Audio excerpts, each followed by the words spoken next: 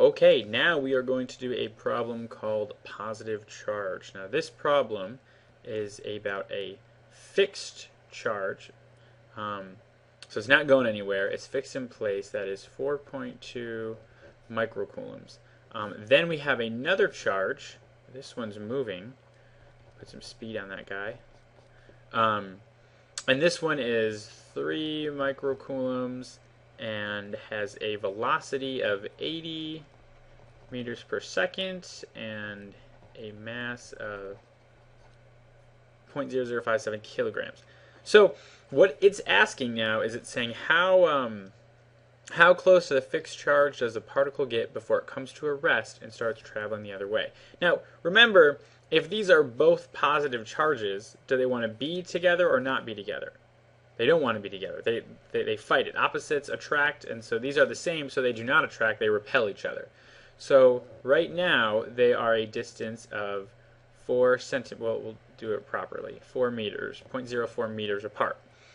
Now they're going to fight. Remember, now we pretty much have a force saying I want to go this way. We have a force here saying I don't think so.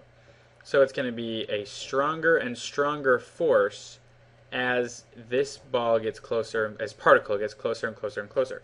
Eventually, think about this almost if we tilt this, and it's very similar to if we threw a ball up in the air. Let's just think of that graph real quick here. I'm going to use a different color.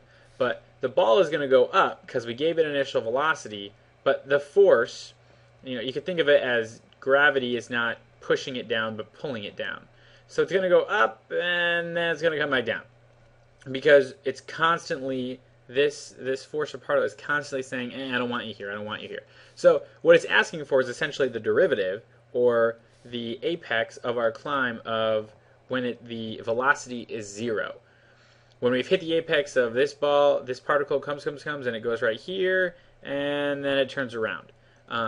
So let's solve for that. Now, an easy way to do it here that I'm going to use is the simple conservation of energy principle.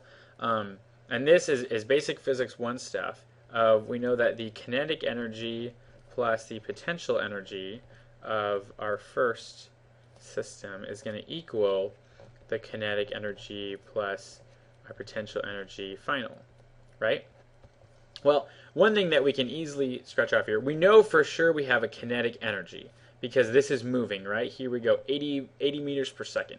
Kinetic energy is definitely there. We also have a potential energy because this, again, electrical field is easy to think about as like kind of a gravity of it. It's always there. This is constantly pushing away. So we have kinetic energy moving against gravity per se. It's not gravity, it's electrical field, but I'm just trying to rationalize it a little bit more. Now, when we get to this point, to this magical point where the velocity equals 0, which is what we're trying to solve for, what's kinetic energy going to be? Well, it's going to be 0 too, because we know that the formula for kinetic energy is 1/2 mv squared. So if v is 0, this whole thing is 0. So we can just cross this off. So now we know that Ke plus Pi naught equals P final. So now let's plug in the values for this. Let's go back to green here. So we're going to have 1/2 mv squared plus, now what's our potential? Because potential is not gravity. Usually we do mgh in physics 1, but we're not doing that here because we have an electrical field. So we're going to plug in the energy potential of this electrical field, which you should have learned the formula by now, which is K, Q, big Q, the Q in the charge acting on that Q over R squared equals, now this is, I'm going to put an I here because this is this I squared, this is 0.04. PE is the same thing over RF squared. Because this is the distance. This right here is what we are trying to solve for. The distance when v equals 0. How soon it's going to get before it turns around until it's at its apex and says, now the force is too strong, I'm out of here. Plugging in all these things, everything I think is pretty self-explanatory of what you're plugging in. I'll do a quick rundown here of This obviously is going to be your mass. So we know where that comes from. This is obviously your 80 squared. K is a constant. For those of you who forgot, K is 8.99 times 10 to the negative ninth. Q and Q, these two Q's are going to be this 3 microcoulombs and this 4.2. Then this R1 down here is just going to be our initial distance, and this R2 is what we're solving for.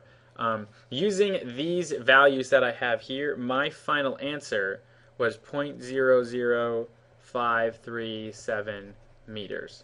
I mean, really, the rest of it is just plugging in basic algebra, so I didn't want to waste anyone's time of going through all that steps. But this is the final step. Hopefully, this will help you conceptualize really what's going on here. When they ask you these problems, conservation of energy is a good way to do it, because we know that when velocity is 0, that the energy here will be conserved. So we can cross this off and solve for each other, giving us the distance.